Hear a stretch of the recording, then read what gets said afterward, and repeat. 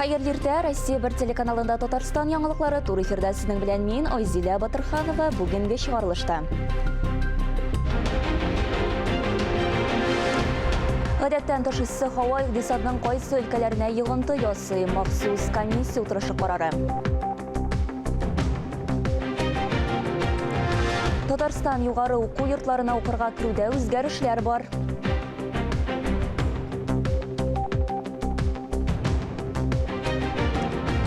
Татарстан дәүләт радиосы Бөек Ватан сугышы башлануга 80 ел тулган көнгә багышлап әдәби музыка кичә уздырды.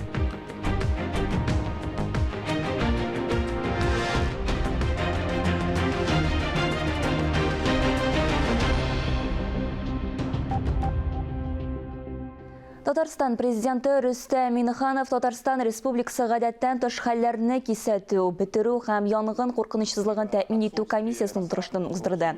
Комиссия утырышына видео элемтә режимында республиканың муниципаль районнары да кушылды. Төп тема агымдагы һава торышы һәм авыл хуҗалыгы культуралары чечүлекләре потенциалын саклап калу чаралары. Ситуация весьма острая. Мы все помним 2010 год. И пока мы не знаем, как сложится ситуация.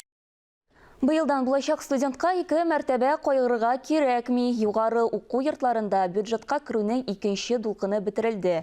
Ә иң мөһиме, Татарстан югары уку йортлары бюджет урыннары санын 20%-ка арттырды.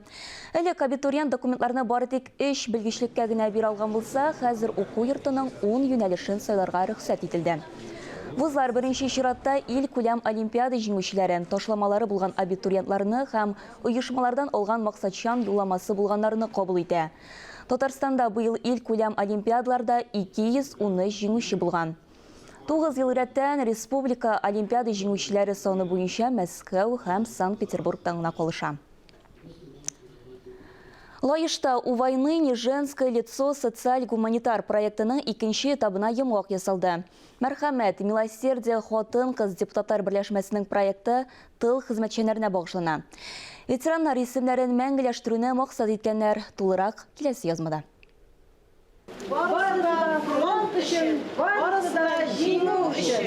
Депутат хатын-кызлар әлеге проектны башлап җибәргәндә шул кадәр киң колач алыр дип уйламаганнар да. Каһарманнарның онытылмас тарихы, гыйбрәтле язмышлары белән яңа буын, оныклары кызыксына. Иратлар белән бер рәттән иңгә иң турып, сугыш елларында җиңү яулашкан хатын-кызлар турындагы истәлекләрне яңарталар. Түбән Кама, Чаллы шәһәрләре, Аксубай, Минзәлә, башка районнар активистлары буыннар бәйләнеше турындагы стендларны күрсәтте. Ә яшь буын вәкилләренә тере тыл ветераннары белән аралашу кабат данлы юллар сәхифәләрен актарырга булышты. Ышандыр гына гәүдәле, мөлаим йөзле Хәдичә Ягуповага 94 яшь, сугыш башланганда аңа 14 яшь була. Ул яшьтән эшләрдә тотындык инде, без кая кушалар шунда эшләдек. Печән чаптык, уракта урдык. Безгә бәбиләгәчтә җаллар булмады, ашарга булмады, кияргә булмады. Баржылар тияргә җөрдек. Носилка белән җулларга ташлар ташыдык. Кая кушалар шунда инде. Абыем сугышта үлеп калды. Хәдичә әбинең 5 баласы, 5 оныгы бар. Хәзер кадер хөрмәттә яши. Оныкларына үзенең кайгы хәсрәтләрдән торган авыр язмышы, сугыш китергән афәтләр турында сөйли. Тынычлыкның, яшәү кадерен белергә өнди.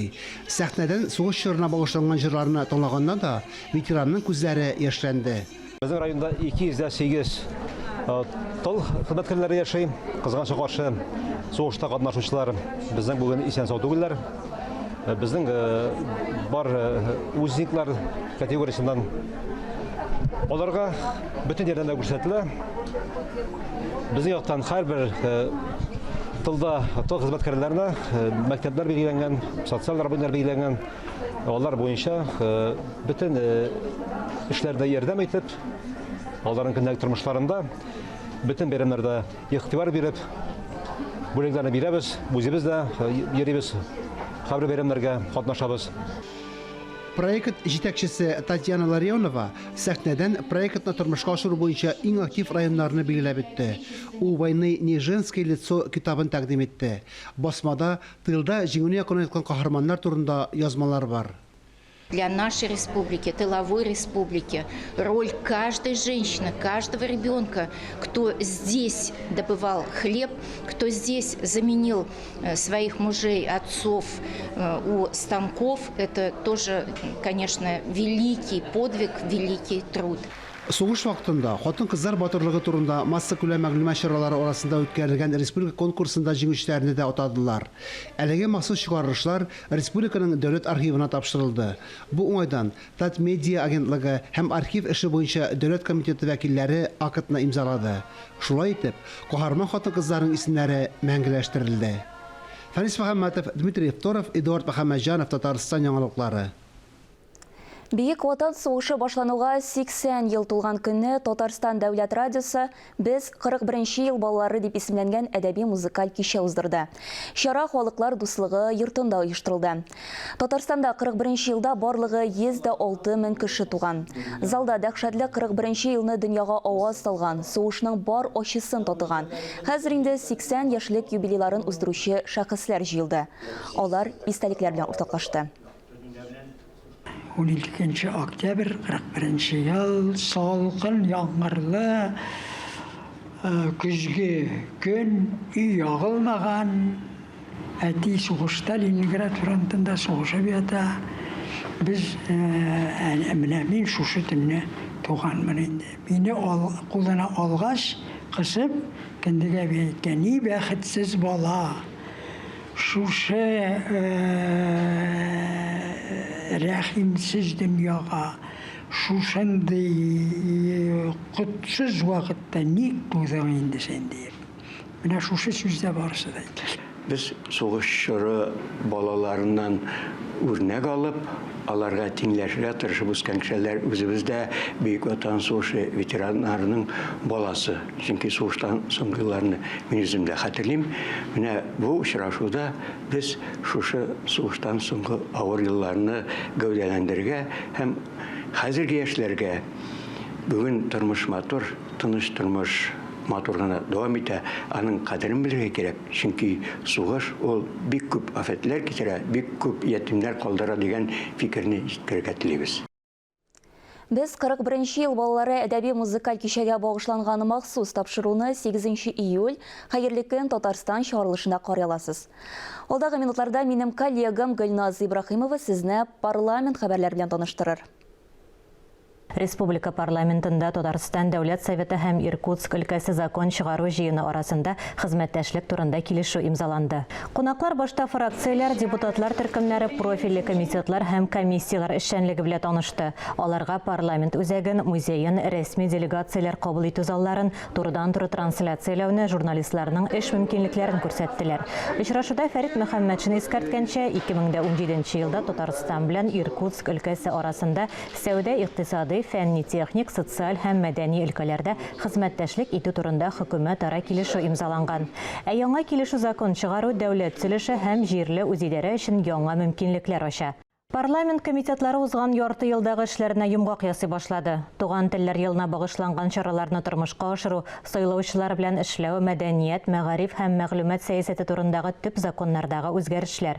Дәүләт Советында профильле комитет рәисе Айрат Зариповның матбугат конференциясе нигездә шушы темаларга багышланды. Мәгариф, фән һәм милли мәсьәләләр комитетының ярты елда 6 утырышы булган, 27 доклад, 10нарча закон проект әзерләнгән. Парламентарийлар, профильле экспертлар белән берлектә мәдәният, мәдәни мирас объектлары, мәгариф турындагы законнарга тиз арада үзгәрешләр кертте. Ә Думадагы коллегаларына мәгълүмати технологиялар һәм мәгълүматны яклау турында федераль законга төзәтмәләр кертергә тәкъдим иттеләр. Моңа Казанның 175-нче гимназиясендә булган фаҗигале вакыйгалар сәбәп булды. Масса күләм мәгълүмат чараларында социаль шелтәрләрдә җинаять турында деструктив мәгълүмат тарала башлады. Социаль сәясәт комитеты белән бергә коллегалар республика мәктәпләрендә кайнар ризык белән тәэмин итүне оештыруны җентекләп тикшерде. Депутатлар үз округларында барлык мәктәпләрдә дә диярлек булды. Республика президенты карары белән мәктәп ашханәләрен ремонтлау, җиһазландыру өчен өстәмә бюджет акчалары бүлеп бирелде. Это делается, как обычно принято в нашей республике, системно. Я надеюсь, эта работа в этом году успешно будет завершена, и, во-вторых, на будущий год она будет продолжена. Туган телләр һәм халыклар бердәмлеге елы профильле комитет өчен төп темаларның берсе. Татарстан һәм Башкортстан парламентларының Октаныш районындагы профильле комитетларының уртак утырышы туган телләрне үстерүгә багышланды. Парламентарийлар милли телләрдә конкурслар, фестивальләр оештыра, мәдәният үсеше белән бәйле федераль проектларның үтәлешенә игътибар белән карый, халыклар бәйрәмнәрендә үзләре катнаша. Матди булмаган мәдәни мирас турында закон проектын тәкъдим итү планлаштырыла. Сөз традицион сәнгатьне, халык уеннарын, бәйрәмнәрне һәм һөнәрләрне саклау турында бара. Комитетта федераль хезмәттәшләр мондый алымны хупларга тиеш дип ышаналар. Депутатның тагын бер миссиясе сайлаучылар белән даими элемтәдә тору. Комитет узган айларда 187 мөрәҗәгатьне караган. Шәхси кабул итүләрдә, социаль челтәрләрдә турыдан-туры эфирлар аша кешеләр төрле мәсьәләләрне күтәрә. Айрат Зариповның әйтүенчә, бер генә мөрәҗәгатьтә игътибарсыз һәм җавапсыз калмый. Без Дәүләт Думасында Татарстаннан сайланган депутатлар эшчәнлеге турында сөйләүне дәвам итәбез. Язгы сессия һәм парламент төбән палатасының 7нче чакырылышында депутатлар эшчәнлеге тәмамланды. Һәр депутат үз юнәлешендә һәм республикада сайлаучылар белән очрашуларда актив эшли. 6000-нән артык сайлаучы белән очрашу, 93 закон чыгару инициативасы, комитетта дискуссияләр һәм пленар утырышларда чыгышлар. Күпчелек закон проектлары һәм төзәтмәләр сайлаучылар белән очрашудан соң барлыкка килде дип билгеләп үтте Айрат Фәррәхов. Законнарның социаль юнәлешле тематикасы депутат Ольга Павловага да якын. Хезмәт, социаль сәясәт һәм ветераннар эшләре комитеты аша төп законнар үтә. Халыкның социаль якланмаган катламнарына ярдәм итүдән тыш, депутатлар хезмәт батырлыгы шәһәре дигән мактаулы исемне гамәлгә кую турында закон кабул итте. Олег Морозов Татарстан депутатыннан иң тәҗрибәле парламентарий. Ул Думада инде берничә чакырылыш эшли. Әлегә шулар парламент хәбәрләре белән сезне киләсе атнада таныштырырбыз. Чираттагы яңалыкларга күчәбез. Бүген Татарстан Милли музейында мөселман раритетлары күргәзмәсе ачыла. Ул 5 июльгә кадәр эшләячәк. Күргәзмәдә моңарчы бер кайда да күрсәтелмәгән 150дән артык экспонат. Алар арасында 1905 елда нәшер ителгән Госман Коръәне басмасы, Покров альбомы, татар сәүдәгәрләре һәм муллалары кулланган мөхерләр, шамайлар бар. Республикада туган телләр һәм халыклар бердәмлеге елына багышланган чаралар дәвам итә. Октаныш районында Мари халкының республика күләм семик бәйрәме узды. Бәйрәмнән Фәнис Мөхәммәтов репортажы.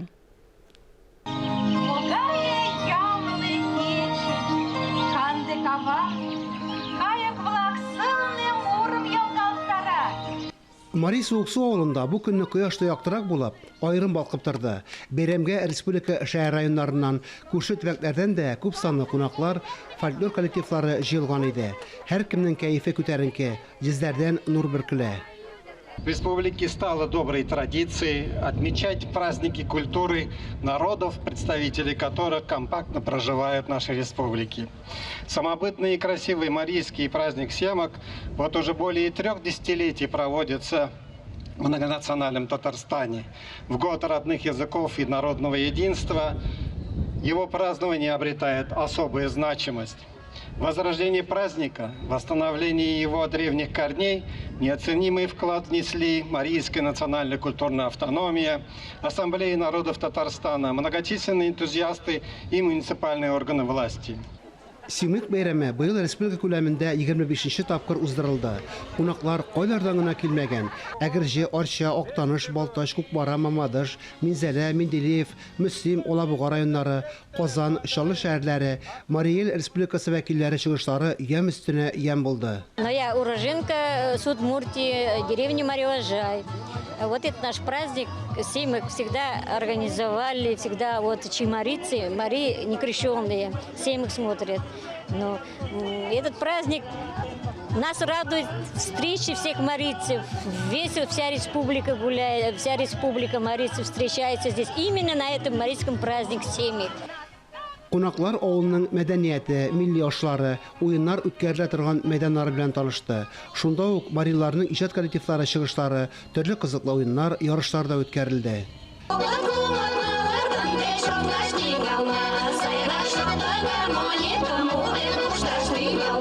Bizdan bir qat күрсәтәбез, ничек республикабызда, ничек безнең районыбызда татар халкы, рус халкы, мари халкы, кемнең нинди милләттән булуына карамастан, бергә мотор итеп туганнарча яшәүләрен, хезмәт итүләрен, ял итүләрен, күңел ачуларын күрсәтә торган бәйрәм булып тора.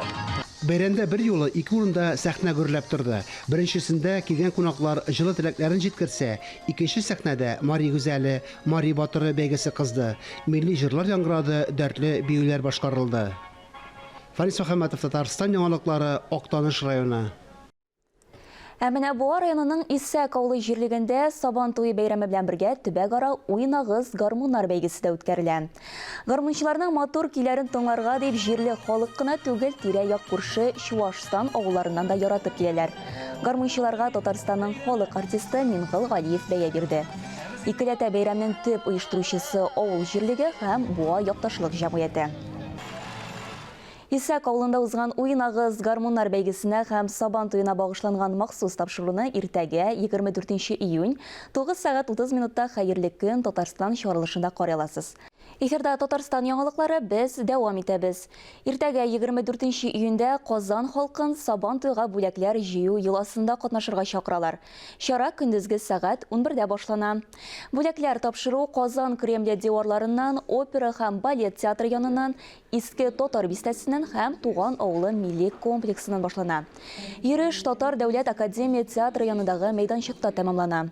Ахырдан республиканың иң яхшы фольклор коллективлары чыгышы белән театралаштырылган тамаша була. Чара гомум шәһәр Сабан туеның матур бизәге булачак. Казаныбызда безнең менә бүгенге көндә санап карасак процентларда күпмесе менә авыл халкы икән. Әник өчен шушында яшәүче авыл халкы хәтерен яңартып, бүләк җыюга катнашмаска тиеш.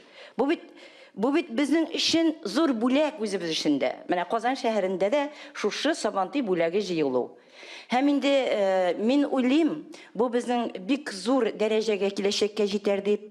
Бәлки инде безнең җәүләп җыючылар да табылыр, әле безнең өйдән өйгә йөреп җыючылар да табылыр яңадан. Ул бит инде янган учакны сүндермичә сакласаң, аның ялкыны күп җиргә җитәчәк. Темабызны дәвам итеп, Габдулла Кариф исемендәге Казан Татар дәүләт яшь тамашачы театры өчен быелгы театраль сезон зур җиңү белән тәмамлана. Санкт-Петербург шәһәрендә узган 18-нче Бөтен Россия Орликин фестивалендә алар Хикмәт әкиятләре спектакле өчен фестиваль дирекциясенең махсус бүләгенә ия булдылар. Актер Эльдар Гатауллин иң яхшы ир-ат роли номинациясендә җиңү яулады. Бүгенге актуаль әңгәмәдә без балалар өчен спектакльләр, аның үзенчәлекләре турында Кариф театр артистлары Алсу Шакирова һәм Эльдар Гатауллин белән әңгәмә корырбыз. Исәнмесез, хөрмәтле кунаклар? Исәнмесез. Иңелек әлбәттә инде сезне шундый зур җиңү белән котлыйбыз. Бу җиңү безнең инде сезнең театрыгыз өчен генә түгел, бөтен Татарстан мәдәнияте өчен дә зур җиңү дип әйтергә кирәк. След китегече ничек сезне Россиянең мәдәни башкаласы Санкт-Петербург шәһәре каршы алды? Санкт-Петербург бит инде ул безнең өчен ниндидер соры, яңгырлы, һәрвакыт моңсу шәһәр. Без килгәндә анда һәрвакытта да кояш иде. Һәм дә Орликин фестивале узган вакытта һава торышы гел яхшы булды. Менә безне ул шулай көләч җыеп каршы алды һәм дә инде андагы тамашачы да безне бик яратып кабул итте. Ничә театр катнашты? Спектакльләр конкурсы эчендә 19 спектакль, 19 театрлар һәм дә инде 4 спектакль конкурстан тыш күрсәтелде. Барысы да бу 100 спектакльдән сайланып алган спектакльләр күрсәтелде һәм дә инде без шуның 19-ның берсенә арасына үзебез дә эләктек. Һәм без шуңа бик шат. Белемчә, менә бу спектакльне караучылар бик гаҗәпкә калдылар. Калганнар дип ишеттем. Алар сезнең татарча сөйләшкәнне ишеткәчтен, аннан соң әле рус теленә күчкәчтен дә сез әле рус телендә дә сөйләшә аласызмы икән дип шулай гаҗәпләнгәннәр, дөресме бу? Әйе, дөрес. Балалар гомумән бик яраттылар. Безнең янга чыгып алар бик озак безнең белән сөйләштеләр, әңгәмә кырдылар. Аларга сюжет линиясы да кызык иде, аларга кемне уйнаганы да кызык иде. Һәм дә инде сез әйткәнчә алар шаккаттылар безнең рус телендә дә, татар телендә дә камил сөйләшә белүебезгә. Ул бик әйбәт булды, тел проблема булмау өчен ки спектакль без беләбез, спектакльнең үз теле бар һәм дә инде бу тел мәсьәләсен, тел белән әңгәмә алып бару гына түгел, спектакль күбесенчә эчендә булган рухыңны, өзіңнің атмосфераңны шулай зритель белән сөйләшү бик әйбәт булды. Һәм дә инде әйтеп тәскил итәгән кайвакыт спектакльләр була, зрительгә ашый, критикларга ашамый, кай вакыт критикларга ашый, зрительгә ашамый. Инде менә бу спектакльбез безнең шулай булып чыкты. Зрительгә дә, критикларга да бик күңелләренә май булып ятты дип әйтергә була. Шунда менә синең сүзеңне инде дәвам иттереп, Илдар, шуны әйтергә кирәк. Сезнең бу спектакльгез Грозный шәһәрендә узган бер фестивальдә шулай ук бик зур җиңүгә ирешкән иде. Димәк, инде бу спектакль сезгә уңыш китерә дип әйтергә мөмкин. Хикмәт әкиятләренең үзенчәлеге нидә икән дип без үзебез дә сорау бирәбез кай вакытта. Әмма ләкин мин менә үзем ике әним баласы буларак шуны әйтәсем килә. Хәзерге вакытта без үскәндәге мультфильмнар, без үскәндәге спектакльләр белән генә балаларны җәлеп итеп булмый. Һәм гади тамашачыны да, һәм критикларны да. Бу спектакльдә инде шул хәтле күп яңа алымнар, костюмнар, декорация, музыка һәм инде хәзерге вакыттагы балаларга кирәкле бер артлы тиз үзгәреп тора торган картиналар. Һәм бу спектакль нәкъ менә шушы әйберләргә бай, һәм дә инде безнең энергиябыз да барып җитәдер дип уйлыйм мин. Монда инде режиссер алымнары да, һәм инде труппаның зур өлеше керүе дә минемчә шулай.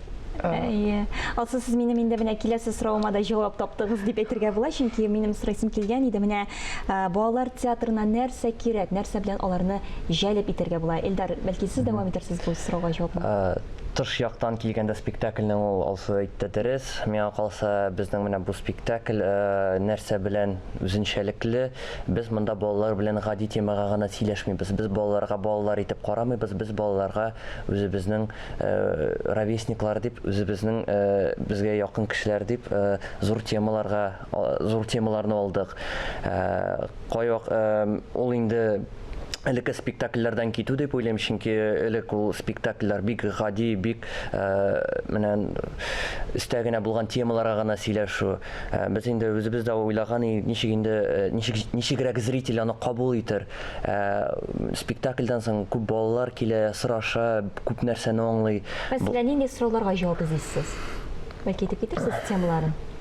Бу гадәттә инде үзебезнең яши торган җиребезне саклау турында бара. Ота белән балалар мөнәсәбәте турында бара. Күбрәк мин уйлыйм шул үзебезнең дөньябызны саклап калу турында сөйләшү барадыр дип. Чөнки ул безгә хәзер бик актуаль. Без инде күбрәк потребительләр була торып үзебезнең торган җиребезне онытабыз. Һәм дә инде минем шуны да өстәп китәсем килә. Гомумән безнең театрда хәзерге вакытта Илдар әйтмешли, без балалар белән төрле темага сөйләшергә курыкмыйбыз. Без алар белән мәхәббәт турында да сөйләшәбез, дуслык турында да сөйләшәбез, һәм дә инде без алар белән үлем турында да сөйләшергә курыкмыйбыз. Безнең һәрбер спектакль хәзерге вакытта балалар өчен генә түгел, гаилә өчен дип уйлыйм мин. Ул Куян Эдвардның гаҗәеп сәяхәте дисеңме, Мио минем Мио дисеңме, Кәҗүл читек дисеңме, Хикмәт әкиятләре дисеңме. Шуңа күрә безнең театрга балаларны мәктәп белән генә алып килү түгел, ә менә балалар әти-әниләре белән килеп, үзләренең аңламаган, үзләрендә сораулар тудырган ниндидер өлешләре булса, алар әти-әниләреннән сорасыннар иде дип, менә әти-әниләре белән килсен дип көтеп калабыз без аларны. Сез хәзер җәйге ялга китәсездер, әйеме? Сезоныбыз ябылды. Сезон ябыла, тик әлеге проектлар бар. Без инде заявкалар, кастингка заявкаларда бирдек. Әлегә көтеп утырабыз. Яллар ял булмас, яңа ачышлар көтәбез. Уңышлар телибез сезгә. Без инде сезне киләсе сезонда бөтенегезне дә көтеп калабыз. Алла берсе киләсе сезонда безнең бәхетле көнем спектакле белән ачылып китәчәк дип беләбез без. Алла берсе, безне дә инде киләчәктә уңышлар көтер, безнең әле алда фестивальләр. Менә шул фестивальләргә кадәр рәхәтләнеп ял итегез. Ярый, бик зур рәхмәт сезгә. Бик зур рәхмәт сезгә, хөрмәтле кунаклар, бүгенге актуаль әңгәмәбезнең кунаклары булганыгыз өчен. Әлеге сәгатькә шундый яңалыклар иде. Мин Айзилә Батырханова. Бүгенгә сезнең белән саубуллашам. Хөрмәтле телевизор караучылар, үзегезне һәм якыннарыгызны саклау максатыннан коронавирустан прививка ясатырга онытмагыз. Үзегезне һәм якыннарыгызны саклагыз. Исән-имин булыгыз.